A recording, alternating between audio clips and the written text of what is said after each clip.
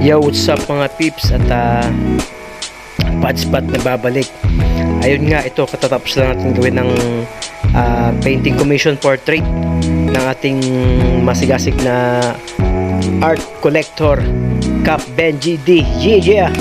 At boss, salamat sa pagtangkilik ng aking obra. Maraming salamat syempre. At ang painting na ito ay, kung di ako nagkakamali, ireregalo niya ata sa kanyang matalik na kaibigan. Yeah! At syempre, mapapasana all ka na lang dahil may kaibigan kang ganito. Kasi hindi lahat ng kaibigan na nakapaligid sa iyo ay kala mo totoo.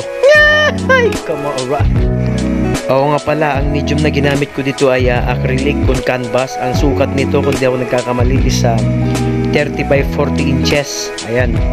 Actually, di siya ganun kadali gamitin. Syempre, kailangan mo lang din siyang aralin. At sa may mga jowa dyan, pwede nyong akong i-PM para magpagawa. At sa mga walang jowa, buti nga.